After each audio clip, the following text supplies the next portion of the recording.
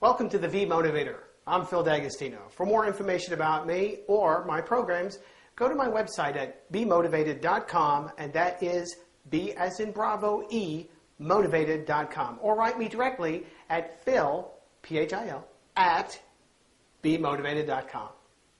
Today's installment is about the 6 questions that help people stay focused and get more done.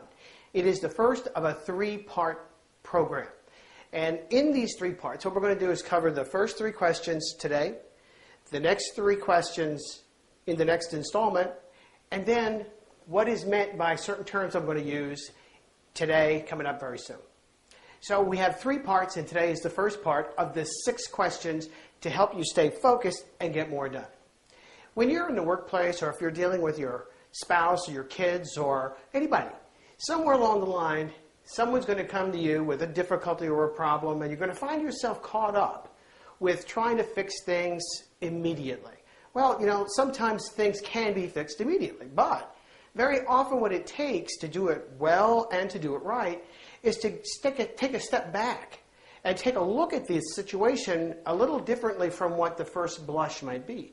Because in that first blush, what very often happens, whether you're a manager, and we are all managers of at least one. I was in Hattiesburg, Mississippi. There were about 200 people in the room. And I said that. I said, we're all managers of at least one person. And this guy in the front row, he puts his hand up and he says, let me guess, we're all managers of me, right?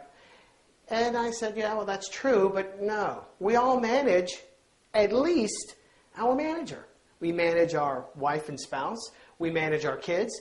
We all manage somebody. And what do I mean by that? What I mean is the way they wind up treating us, the way they talk to us, and what they do for us and with us is really dependent upon how we either react to their treatment of us or how we treat them. And so in a sense, we manage other people all the time. So every one of us is a manager. So anyway, as a manager, whether you're a mom or a dad, or if you're actually in the workplace as a supervisor with the title manager or whatever, someone's going to come to you and they're going to have an issue. The very first question that you would want to ask before you go any further is to ask, what exactly do we have here? In other words, someone comes to you and they explain something to you, and in that explanation is usually a big clutter. What we normally get is their emotional explanation, and then we have an emotional response that has us explaining it to ourselves under the cloud of our being emotionally involved. We have emotional reactions to everything that happens. That's not always a good thing. It's just a thing. It's what it is that happens. So to take a step back and ask ourselves, wait a minute, what's actually going on here? If you're writing this down, the actual question is, what do I got? That's the way I word it. What do I got? What's really going on here?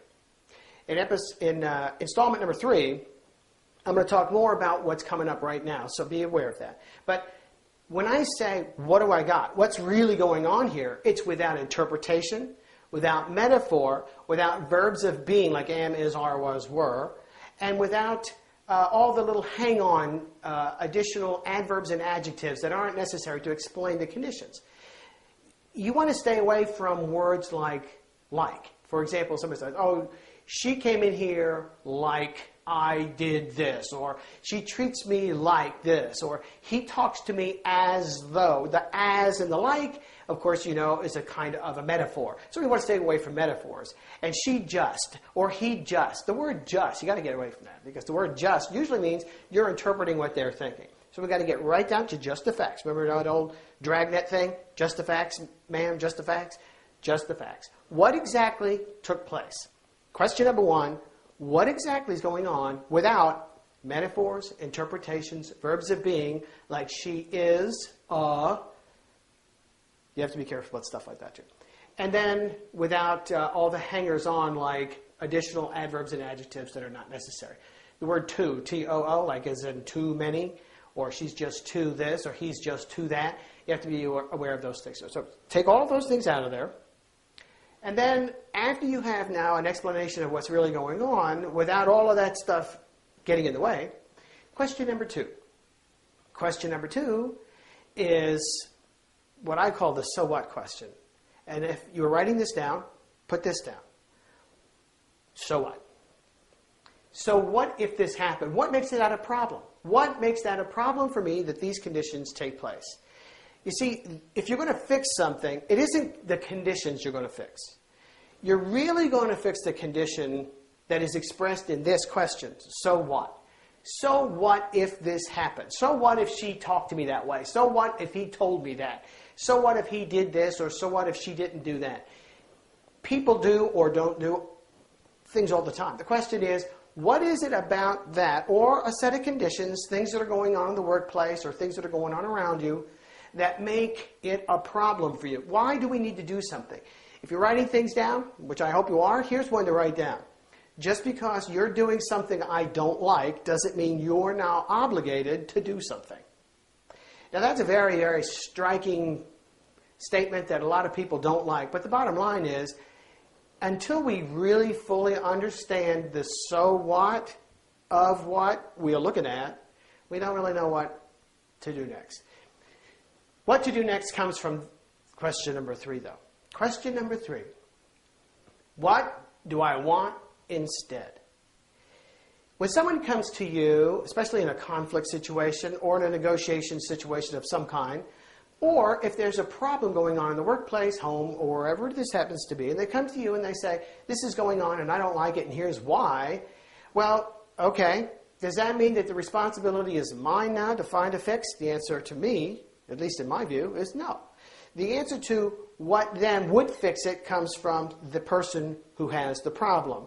This is what I call the onus, O-N-U-S, is on the onus. That is the one who needs it solved, O-W-N-I-S. The O-N-U-S is on the O-W-N-I-S. The onus is on the onus. So it goes right back to you. So, okay, you didn't like it. Here's the reason why. I understand. My job, I presume as a manager, supervisor, mom, dad, husband, wife, whatever, my job is to help you implement something that will help you see this is fixed. So what would that be? Now, questions 4, 5, and 6 are critically important, and they're the next time. So stay tuned. In the meantime, remember, if you want more information about me or my programs or what I'm all about and how I do it, please go to bemotivated.com, and I look forward to seeing you on my computer screen. In the meantime, thank you and have a truly positive day.